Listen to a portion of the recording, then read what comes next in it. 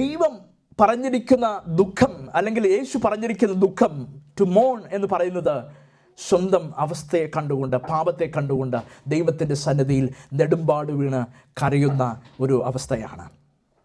ഇതിനെ ഒരു English poet Robert Browning Hamilton പറഞ്ഞിരിക്കുന്നത് ഇങ്ങനെയാണ്: ഞാൻ ആനന്ദത്തോടൊപ്പം ഒരു മൈൽ നടന്നു. അവൾ വഴിയൊക്കെയും ചിരിച്ചും സംസാരിച്ചു. എന്നാൽ അവൾ പറഞ്ഞ വാക്കുകൾ എല്ലാം കഴിഞ്ഞപ്പോൾ എനിക്കൊന്നും പുതുതായി അറിവായില്ല.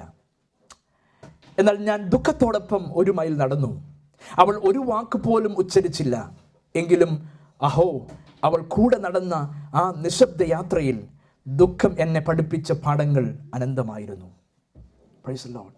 ഇത് തന്നെയല്ലേ നമ്മുടെ ജീവിതത്തിൽ സംഭവിക്കുന്നത്? ഒരുപക്ഷെ ആനന്ദത്തോടെ ഇരിക്കുന്ന, അല്ലെങ്കിൽ ആനന്ദത്തോടുകൂടെ ജീവിക്കുന്നതായ ഒരു വ്യക്തിയുടെ ജീവിതത്തിൽ അവനെ പലതും പറയുവാനൊട്ടുണ്ടാകും, പല കാര്യങ്ങൾ സംസാരിക്കുവാനൊട്ടുണ്ടാകും. എന്നാൽ അതിൻ്റെ അവസാനം അതിനകത്തു നിന്ന് നമുക്കൊരു പാഠവും പഠിക്കുവാനില്ല.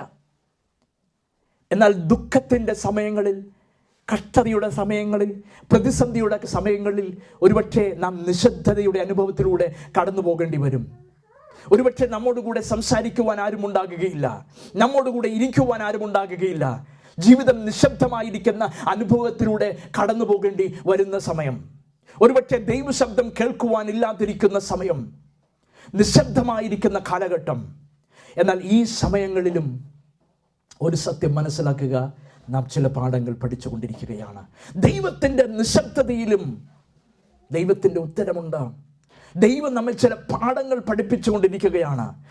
തീച്ചുളയുടെ അനുഭവത്തിലൂടെ കടന്നു പോകുമ്പോൾ, നിശബ്ദമായിരിക്കുന്ന അനുഭവത്തിലൂടെ കടന്നു പോകുമ്പോൾ നാം അനേക പാഠങ്ങൾ, അനേക ലെസൺസ് നമ്മൾ പഠിച്ചുകൊണ്ടിരിക്കുകയാണ്. അതുകൊണ്ട് കഷ്ടതയിലൂടെ കടന്നു പോകുന്ന ദൈവ പൈതലെ, ഞെരുക്കത്തിലൂടെ കടന്നു പോകുന്ന ദൈവ പൈതലെ, തീച്ചുളയിലൂടെ കടന്നു പോകുന്ന ദൈവ പൈതലെ, അത് നിനക്ക് ദൈവം ചില പാഠങ്ങൾ ദൈവം നിന്നെ പഠിപ്പിച്ചുകൊണ്ടിരിക്കുകയാണ്. എന്നാൽ ഈ പാഠങ്ങൾ നിന്റെ ജീവിതത്തിൽ ഒരിക്കലും മറന്നു പോകാത്ത വണ്ണം ഈ പാഠങ്ങൾ നമ്മെ ആത്മീയമായി കർത്താവിൻ്റെ സന്നിധിയിൽ നമ്മെ ഉറപ്പിക്കുന്നതാണ്.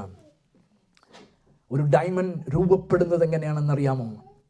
അനേക വർഷങ്ങൾ പ്രഷറിലൂടെ കടന്നു പോകുമ്പോൾ, ഈ പ്രഷറിലൂടെ കടന്നു പോകുമ്പോൾ, വർഷങ്ങൾക്ക് ശേഷം ഇത് വെട്ടിത്തിളങ്ങുന്ന ഡയമണ്ട് കട്ട്സുകളായിട്ട് മാറുന്നു. ജീവിതത്തിൽ പ്രഷറിലൂടെ കടന്നു പോകുമ്പോൾ, നാം പ്രതിസന്ധിയിലൂടെ കടന്നു പോകുമ്പോൾ ഒരു സത്യം മനസ്സിലാക്കുക, നമ്മെ മനോഹരമായിരിക്കുന്ന ഡയമണ്ട്സുകളാക്കി ദൈവം തീർക്കുകയാണ്.